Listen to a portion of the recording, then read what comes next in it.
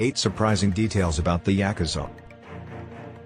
In Japan, belonging to the Yakuza is legal. The majority of what people know about the Yakuza, a brutal criminal organization with stylish tattoos based in Japan, comes from movies and television shows. You only need to sit back and read all about the Yakuza because we've done extensive research and discovered some of the most astounding facts about them. While whatever criminal activity they engage in is unquestionably prohibited, simply being a Yakuza member isn't. The Yakuza headquarters themselves as well as companies affiliated with them have prominent signage. The first group, the facttechz, included some of the lowest echelons of Japanese society and were regular street vendors. The second category consisted of the gamblers known as bakuto, who were despised by practically every other person in Japanese society. The second group was bakuto, the gamblers, who were shunned by almost all other members of Japanese society. The Yakuza reached its height in the immediate aftermath of World War II, when Japan was in utter disarray.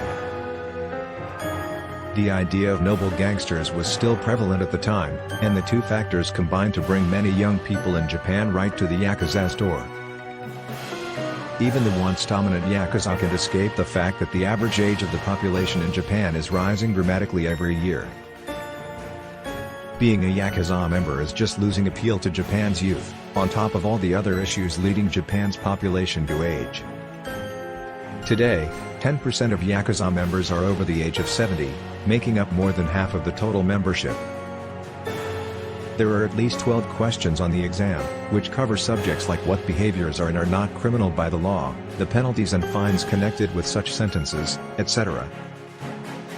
Yamaguchi-gumi, the biggest extant Yakuza faction, enforces it. There is a lot more to the significance of Yakuza tattoos than first meets the eye, despite the fact that they are almost always inspired by some aspect of Japanese culture or mythology. But the Yakuza don't just let everyone see their tattoos.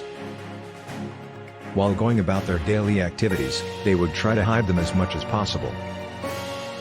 The Yakuza has engaged in the technique, known as yubitsu, which translates literally as finger shortening, ever since it was established.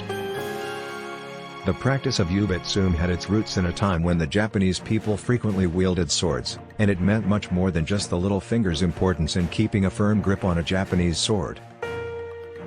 The Yakuza fascinates me the most because we only know the most about them in more recent history, following their demise. Japan won't be the same after the Yakuza are gone, while that in itself will be a good thing.